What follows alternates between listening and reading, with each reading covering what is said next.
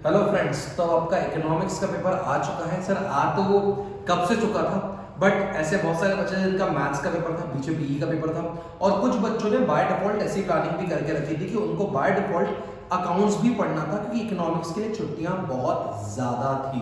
Getting it? तो अब economics के 10 दिन बचे हुए हैं, तो अब 10 दिन के लिए क्या प्लान बनता है, या बच्चा कोई अगर आज तक उसने इकोनॉमिक्स कुछ भी नहीं पढ़ के रखा है तो कैसे फुल स्कोर करें, कैसे पढ़ाई शुरू करें, कैसे आरओआई को चेक करें, ये सब चीजों के बारे में आज के वीडियो में बताने वाले हैं। तो दोस्तों बहुत ध्यान समझना, मैं जब भी कोई वीडियो बना रहा हूं तो मैं आरओआई चैप्टर के रिटर्न ऑन इन्वेस्टमेंट को देख के बना रहा हूं। जिस चैप्टर में मेहनत कम है, मार्क्स ज्यादा हैं, वही चैप्टर हमारे सबसे ज्यादा काम के होते हैं प्रायोरिटाइज करने के लिए, पढ़ने के लिए। कभी कभी आपकी अगर प्लानिंग गलत हो जाती है दोस्तों, तो कहीं ना कहीं जब आप प्लानिंग गलत कर लेते हैं तो आप उस चैप्टर को ज्यादा पढ़ते रहते हैं जिसका बाय डिफॉल्ट या तो वेटेज कम होता है या वेटेज भी होता है लेकिन उतने मार्क्स का जितनी उसमें मेहनत कर रहे हैं उतना रिटर्न नहीं होता है। तो दोस्तों प्रायोरिटाइज करना बहुत जरूरी है। अब हम स्टार्ट करते हैं कि इकोनॉमिक्स की पढ़ाई करें तो करें कैसे। देखो सबसे पहले तो मैक्रो इकोनॉमिक्स 40 मार्क्स का है, आईडी 40 मार्क्स का, ये आप सबको पता है। स्टार्ट करते हैं, मैंने प्रायोरिटाइज से रखा है कि अगर कोई मुझसे पूछे तो सबसे पहले मैं क्या पढ़ूं, तो मैं उसको बोलूंगा या तो मनी एंड बैंकिंग पढ़ ले, 6 मार्क का चैप्टर है, 3 से 4 घंटे में पूरा हो जाएगा। मनी में सिर्फ मनी की डेफिनेशन है, मनी के फंक्शंस हैं, M1 M2 M3 याद कर लिया, लीगल टेंडर याद कर लिया, फियाट मनी याद कर लिया, मनी खत्म, इतने से मनी खत्म हो जाएगा। सब बैंकिंग में चीजें हैं, लेकिन बैंकिंग में सबसे इंपॉर्टेंट है फंक्शंस ऑफ सेंट्रल बैंक और क्वालिटेटिव और क्वांटिटेटिव मेजर्स फॉर क्रेडिट, ये ध्यान रखिएगा, ठीक है। तो सर मनी और बैंकिंग ऐसा चैप्टर जो कोई बच्चा अगर चाहे तो रात को 8-9 बजे के आसपास बैठे तो 12-1 बजे तक वो अपना पूरा चैप्टर कंप्लीट कर सकता है। तो money and banking is one of the best chapter two start with. Confidence भी बढ़ता है, टाइम कम लगता है और 6 मार्क पक्के हो जाते हैं। 4 मार्क का एक क्वेश्चन आ रहा है, 1 मार्क के 2 क्वेश्चन आ रहे हैं, तो इतना लोड नहीं है, एक ही क्वेश्चन 4 मार्क का रहेगा। आप ट्राई करो उस क्वेश्चन को, वैसे तो क्वेश्चन बहुत डायरेक्ट है, या तो फंक्शंस ऑफ मनी आएगा या फंक्शंस ऑफ सेंट्रल बैंक, कोई भी एक या दो फंक्शन बनाने के लिए बोल देंगे, और या तो फिर आप क्वालिटेटिव और क्वांटिटेटिव मेजर्स जो होते हैं आपके repo rate, bank rate, reverse repo rate, इनके बारे में बात होगी। Let's go to the second important topic, government budget. इसको मैंने सेकंड इंपॉर्टेंस इसलिए बोला है क्योंकि अकेला एक सिंगल चैप्टर है, कोई दो चैप्टर का कॉम्बिनेशन नहीं है, और वो अकेला सिंगल चैप्टर अगर अपन बात करें तो 6 मार्क का। सर गवर्नमेंट बजट में से क्या न्यूमेरिकल भी आता है? हाँ। वेटेज कैसा है इसका? सर सीधे 6 मार्क का एक क्वेश्चन पूछ रहे हैं 3+3 के साथ, उसके 2 पार्ट करें 3+3।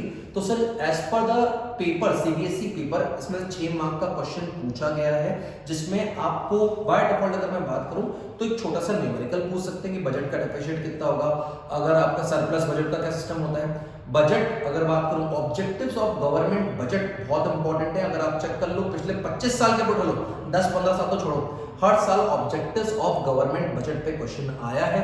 अगर हम बात करें तो रेवेन्यू एक्सपेंडिचर, कैपिटल एक्सपेंडिचर, अगर हम revenue receipt, capital receipt, tax receipt, non tax receipt, एस्केट, इन सब पे क्वेश्चन आते हैं। तो सर अगर हम बजट पढ़ रहे हैं तो हम क्या ध्यान रखें? बजट पढ़ रहे हैं तो ऑब्जेक्टिव्स ऑफ गवर्नमेंट बजट ध्यान रखें। बजट डेफिसिट के जो आखिरी में 4-5 न्यूमेरिकल्स देकर रखे हैं, फिस्कल डेफिसिट, प्राइमरी डेफिसिट, इन सब के न्यूमेरिकल्स देकर रखे हैं, उसको बहुत ध्यान से करना। रेवेन्यू डेफिसिट, इनके न्यूमेरिकल को बहुत ध्यान से करना। और अगर जो आप बात करो ना स्पेशली जैसे डिसइन्वेस्टमेंट क्या होता है, कैपिटल एक्सपेंडिचर क्या होता है, आपका अगर अपन बात करें तो रेवेन्यू रिसिप्ट में tax receipt, non tax receipt, इस पर थोड़ा ध्यान दीजिएगा। Next go to balance of payment. अगर बैलेंस ऑफ पेमेंट मेरा चैप्टर है, अगेन 6 मार्क का है। सही चैप्टर कम मार्क के हैं लेकिन ये टाइम भी कम लेंगे। अगर अपन बात करें तो बैलेंस ऑफ पेमेंट 2 पार्ट में, एक बैलेंस ऑफ पेमेंट और एक अगर मैं बात करूं तो फॉरेन एक्सचेंज। पूरा बैलेंस ऑफ पेमेंट अगर कोई बच्चा बहुत ध्यान से करना चाहे तो मैं उसको बोलूंगा सीधे एक अकाउंट बना, उस अकाउंट में लिख दे पहले ऊपर करंट अकाउंट पॉजिटिव और नेगेटिव, फिर बना कैपिटल अकाउंट पॉजिटिव नेगेटिव, ऊपर के 3 export of goods, export of services और ट्रांसफर पेमेंट, और नीचे लिखते 4 चीजें एफडीआई, एफआईआई, कमर्शियल बोरिंग और borrowings as an external assistance. अगर ऐसे पूरा तो अकाउंट बना लेगा तो देखो समझ में आएगा बैलेंस ऑफ पेमेंट उस अकाउंट के अलावा कुछ है ही नहीं। क्योंकि बैलेंस ऑफ पेमेंट में मैक्सिमम क्वेश्चन जो आते हैं वो आते हैं कि सर बैलेंस ऑफ पेमेंट अपने आप में क्या है, अगर export of goods minus import of goods तो बैलेंस ऑफ ट्रेड होता है, करंट अकाउंट की ट्रांजैक्शंस क्या है, कैपिटल अकाउंट की ट्रांजैक्शन क्या है, और एक अलग से इंपॉर्टेंट क्वेश्चन जो कि बोर्ड से पूछा गया है, ऑटोनोमस आइटम्स क्या है, अकोमोडेटिंग आइटम्स क्या है। अगर तू उसको 2 अकाउंट में 2 पेज के अंदर एक अपने खुद के नोट्स बना ले तो 3 से 4 घंटे में बैलेंस, 3 से 4 घंटे ज्यादा बोल दी, 1 से 2 घंटे में बैलेंस ऑफ पेमेंट पूरा खत्म है। हाँ, लेकिन ध्यान रखना बैलेंस ऑफ पेमेंट्स में से आपको एमसीक्यू आ रहे हैं, वो भी ज्यादातर फॉरेन एक्सचेंज से आएंगे। सर फॉरेन एक्सचेंज से क्यों आएंगे? Appreciation, depreciation of money, appreciation of currency, depreciation of currency, devaluation of currency, CAD का क्या इफेक्ट होगा आपके उस पर, इन सब पे क्वेश्चन आता है। इवन आपका फिक्स एक्सचेंज रेट के मेरिट्स, फ्लेक्सिबल एक्सचेंज रेट के मेरिट्स, अगर अपन बात करें फ्लोटिंग एक्सचेंज रेट, ऐसे क्वेश्चन बैलेंस ऑफ पेमेंट में पूछे जाएंगे। 6 मार्क का चैप्टर है बैलेंस ऑफ पेमेंट और फॉरेन एक्सचेंज, मिला के आप 4 से 5 घंटे में कर सकते हो। सर क्या हम सुबह से बैठे और शाम तक बहुत सिस्टमेटिकली बैठे तो क्या ये 3 चैप्टर खत्म हो सकते हैं? बहुत इजीली खत्म हो सकते हैं, इवन इससे ज्यादा हो सकता है। तो सर एक दिन के अंदर अगर आप बोर्ड्स का 18 मार्क पूरा कर रहे हो तो इससे अच्छी कोई बात नहीं हो सकती। बात करता हूँ सर एडीएस और नेशनल इनकम में आप राइटिंग्स को दें, बट ऑब्वियसली बात है एडीएस को, क्योंकि एडीएस जितना लेंदी है उतना ही नेशनल इनकम भी लेंदी है, बट एडीएस 12 मार्क का और नेशनल इनकम 10 मार्क का है। एडीएस में अगर कोई बच्चा बोला सर बहुत लेंदी है, बहुत डिफिकल्ट लग रहा है, सबसे पहले तो बात सुनो, 4 मार्क का एक न्यूमेरिकल आएगा, तो सबसे पहले तो तू ट्राई कर पहले न्यूमेरिकल पे जाके। क्यों? 4 मार्क का एक न्यूमेरिकल ही आएगा, अगर तूने वो न्यूमेरिकल अच्छे से कर ली, दे उसको 3-4 घंटे दे। क्योंकि देखो ना, कभी कभी है ना, आप ब्लाइंड स्टडी मत करो कि चलो एडीएस कोर्स में तो पूरा एडीएस करता हूँ, करना है पूरा, बट 4 मार्क का न्यूमेरिकल आएगा तो न्यूमेरिकल तेरा गलत नहीं आना चाहिए, अदरवाइज तेरी पूरी मेहनत खराब हो जाएगी उस एडीएस पे। तो 4 मार्क का तेरा न्यूमेरिकल आएगा, उस पर फोकस कर सबसे पहले। अब एडीएस कितने का बच गया? 8 मार्क का। उस 8 मार्क्स में अगर देखो बताऊं तो सेकंड एक और वो 4 मार्क का क्वेश्चन बन रहे हैं जिसमें कहीं ना कहीं वो इन्फ्लेशनरी गैप कैसे होती है, consequences, measures and measures to correct the inflationary gap पूछेंगे सर। उसमें वापस से कहीं ना कहीं तो मनी एंड बैंकिंग का क्वालिटेटिव और क्वांटिटेटिव ले आएगा, क्योंकि अगर अपन बात करें monetary measures to correct inflationary gap और डिफ्लेशनरी गैप, वो वापस से वही होता है, bank rate, CRR, SLR, reverse repo rate, अगर ओपन मार्केट ट्रांजैक्शन वही रहता है, तो उसको वहां से कनेक्ट कर। एडी का फॉर्मूला लिख ले, C + I + G + X - M, सबको समझ ले। अगर तू सिस्टमैटिक पढ़ाई करेगा एडीएस में मल्टीप्लायर का भी क्वेश्चन आता है, तो मल्टीप्लायर वाले चैप्टर को ढंग से कर। सर आप ये सब क्या बता रहा हूँ मैं आपको, ये सब बता रहा हूँ, पढ़े तो पढ़े कैसे। अगर अपन बात करें बैंकिंग में, एक बात भूल गया था, वापस ला रहा हूँ, प्रोसेस ऑफ क्रेडिट क्रिएशन एक इंपॉर्टेंट क्वेश्चन है जो कि पूछ सकते हैं, तो बैंकिंग का, ठीक है ना। सर एडीएस में 4 नंबर का एक न्यूमेरिकल आएगा। अगर अपन बोर्ड्स का पेपर देखें तो उन्होंने कहीं ना कहीं आपको वापस से एक क्वेश्चन पूछा है आरबीआई से रिलेटेड, कि आरबीआई अपनी मॉनेटरी पॉलिसी कैसे चेंज करें, क्या अडॉप्ट करें to correct the inflationary gap या to correct the deflationary gap. इसके मॉनेटरी मेजर्स हैं, फिस्कल मेजर्स हैं, वो एक ऐसा एरिया है जहां से क्वेश्चन आ रहा है। अगेन कितने मार्क का दोस्तों? 4 मार्क का, तो उसको बहुत ध्यान से करना सिस्टमैटिक। सर क्या ग्राफ सीख लें? एक बार आप ग्राफ सीख लोगे, C bar, MPC, derivation of saving curve from consumption curve, ऐसे क्वेश्चन आते हैं। इसके अलावा भी बहुत कुछ डिटेल में एडीएस पे लेके आने वाला हूँ। पूरा एडीएस अगर मैं बात करूं तो मैं अपना 1 आवर के एक वीडियो के अंदर पूरा एडीएस देने वाला हूं, जिसमें पूरा एडीएस 12 मार्क का कवर होगा, और उसके बाहर एग्जाम में कुछ पूछ नहीं सकते। उसके लिए थोड़ा सा कंटिन्यू रहना, थोड़ा टच में रहना, थोड़ा चैनल के साथ रहना, लाइक करते रहना। अगर अपन बात करें नेक्स्ट लेवल, नेशनल इनकम बहुत वास्ट है, नेशनल इनकम में बहुत कुछ है। फर्स्ट इज न्यूमेरिकल, वो न्यूमेरिकल पूछ रहा है, लेकिन एक और बात चेंज आ गया है। जितना मैं सैंपल पेपर की बात करूं, मैं पुराने सालों की बात करूं, अगर मैं बात करूं तो उसमें न्यूमेरिकल आता था 6 मार्क का पूरा बड़ा, income method, expenditure method, production method, सबसे ज्यादा इनकम और एक्सपेंडिचर का पूछा जाता था। लेकिन अगर अपन अभी की बात करें, इस सैंपल पेपर की बात करें, तो उन्होंने नेशनल इनकम 6 मार्क का पूछा है, बट 6 मार्क में उन्होंने पूरा न्यूमेरिकल नहीं पूछा है। उन्होंने न्यूमेरिकल दिया है 3 मार्क का सैंपल पेपर। मैं सैंपल पेपर की बात कर रहा हूं। We can expect a big numerical of 6 marks, but अगर मैं बोर्ड्स जिस प्रकार से सैंपल पेपर दिया है, हम ये एक्सपेक्ट कर सकते हो 3 या 4 मार्क का छोटा न्यूमेरिकल क्वेश्चन पूछेगी। ग्रॉस से डोमेस्टिक आना है, depreciation minus depreciation plus, NNP से नेशनल इनकम से अगर डोमेस्टिक इनकम पे जाना है, एफसी से एमपी पे आना है, एनआईटी माइनस एनआईटी प्लस, ऐसे क्वेश्चन को मिला के छोटा क्वेश्चन पूछेगी। ध्यान रखिएगा, न्यूमेरिकल आप ध्यान रखिएगा, चारों चैप्टर में है। अगर मैं बात करूं गवर्नमेंट बजट में भी है, बीओपी में भी है, एडीएस में भी है और नेशनल इनकम में भी है। और मैं पूरा एक्सपेक्ट कर रहा हूं कम से कम आपका 40 में से 10 से 12 मार्क का पेपर तो पूरा न्यूमेरिकल का आएगा। इस पे आपको वर्क कर लेना चाहिए। सर नेशनल इनकम में स्टॉक कंसेप्ट, फ्लो कंसेप्ट, सबसे बड़ा GDP as an index of welfare, अगर अपन बात करें, अगर सारी नेशनल इनकम की डेफिनेशंस आ जाएंगी, circular flow of national income आ जाएगा, प्रोड्यूसर्स, अगर household, money flow, real flow, ऐसे क्वेश्चन बहुत सारे बनते हैं नेशनल इनकम में। नेशनल इनकम तो precautions while adding national income, क्योंकि उस पर 1 मार्क के क्वेश्चन बन जाएंगे, 1 मार्क के 3 क्वेश्चन आ रहे हैं वहां पे, चेक करो, तो उसके पे क्वेश्चन बन जाएगा। इस चीज पे भी आप वर्कआउट कर सकते हैं। सर इसके बाद अगर मैं बात करूं तो अपने पास इंडियन इकोनॉमिक डेवलपमेंट है, अगर अपन लेके चलें तो sir Indian economic development again sir बहुत बड़ी थ्योरी है, बहुत सारा रट्टा है। सबसे पहले तो अगर आप इंडियन इकोनॉमिक डेवलपमेंट को बहुत डिटेल में अंदर जा जाके पढ़ रहे हो तो थोड़ा गलत कर रहे हो। फर्स्ट ऑफ ऑल इसको ईजी कैसे करना है सर, पहले तो इंडिया चाइना पाकिस्तान को जितना पढ़ना है उतना पढ़ना, जितना डिटेल में पढ़ना है पढ़ लें, क्योंकि ये अकेला एक चैप्टर है जो तेरा 8 मार्क दे जाएगा, मतलब 1/5 ऑफ द कोर्स तो इंडिया चाइना पाकिस्तान ही है। आपकी प्रॉब्लम क्या है, आप पूरे कोर्स से डर रहे हो, आप कोर्स को तोड़ो तो सही।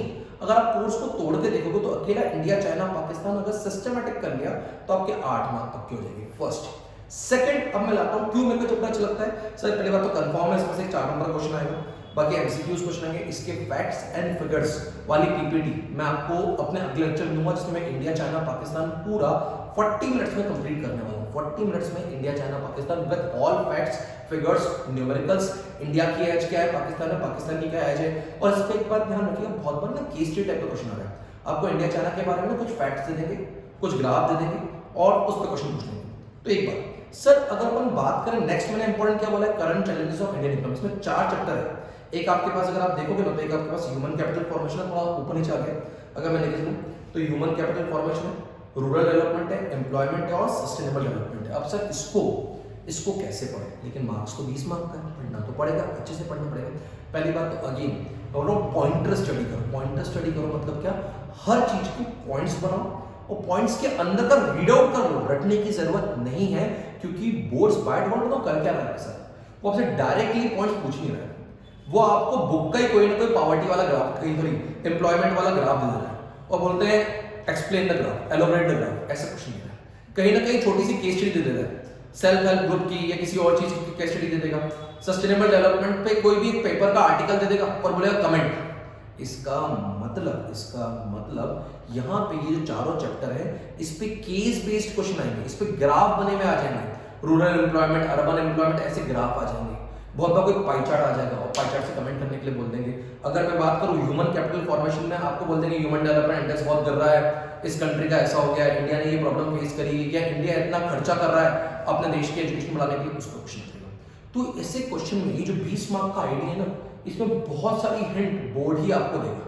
अगर बहुत सारे हिंट बोर्ड्स ही आपको दे रहा है तो आपको इतनी चिंता करने की जरूरत नहीं है। आपके पास अपना बैकअप के लिए अपना चिट्ठा तैयार होना चाहिए। एम्प्लॉयमेंट 2 पेज के अंदर पूरा एम्प्लॉयमेंट लिख लो, point 1, point 2, sources of employment, reasons for unemployment, ये सब लिख लो, काम हो जाएगा। ह्यूमन कैपिटल अगर हम बात करूं, factors affecting human capital development, factors responsible for human capital formation, आप ऐसा कुछ कर लो, और importance of human capital formation. अगर आप इसे पॉइंट वाइज पढ़ लेंगे चीजें अच्छी हो जाएगी। कुछ इंपॉर्टेंट वर्ड्स हैं हर एक चैप्टर के, जैसे वोकेशनलाइजेशन हो गया, जैसे ह्यूमन कैपिटल में एक्सपेंडिचर और मेंटल हेल्थ हो गया, ऐसे कुछ इंपॉर्टेंट वर्ड्स हैं, एचडीआई इंडेक्स है, इस पे वर्क करना जरूरी है, ठीक है ना। इकोनॉमिक रिफॉर्म्स टिल 1991, इसमें आपको पूरी एक स्टोरी बनानी पड़ेगी, जब ब्रिटिशर्स थे तब की क्या स्टोरी थी, फिर कैसी इंडिया की इकोनॉमिक प्लानिंग बनी, कौन से 5 इयर्स प्लान आए।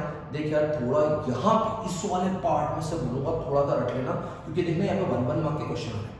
बहुत बार उसमें आपसे ईयर पूछ सकते हैं, इकोनॉमिक प्लान का, इकोनॉमिक प्लानिंग के बारे में पूछ सकते हैं, और ऐसी बहुत सारी बातें पूछ सकते हैं। तो ये तो एक स्टार्ट थी कहीं ना कहीं आपको समझाने की कि इकोनॉमिक्स पढ़ना कैसे है। अब सर इसका आप डे प्लान बता दो, कोर्स प्लान बता दो, और थोड़ा बहुत कहीं ना कहीं अगर अपन बात करें कि डिटेल हम रेगुलर के साथ में पढ़ सकते हैं लाइव, तो अपन ट्राई करेंगे कल से अपन पूरा लाइव पढ़ेंगे। हम लोग स्टार्ट बाय डिफॉल्ट अगर मैं बात करूं तो मैं आईईडी से स्टार्ट कराऊंगा, क्योंकि आईडी थोड़ा याद करने का है, तो मैं पहले से बताऊंगा क्या क्या याद करना है, तो वो ईजी हो जाएगा, और फिर हम मैक्रो की तरफ जाएंगे। लेकिन जो बच्चे खुद पढ़ रहे हैं मैं उनको बोलूंगा पहले मैक्रो फिनिश करो, देन आईडी पे आना। क्यों मैक्रो फिनिश करो, उसका एक रीजन ही है कि आपको जो इजी टॉपिक्स है 18 मार्क एक दिन में हो जाएगा। एक दिन पूरा एडीएस को दे दो और एक दिन पूरा नेशनल इनकम को दो, 3 दिन के अंदर आपका पूरा मैक्रो खत्म हो जाएगा।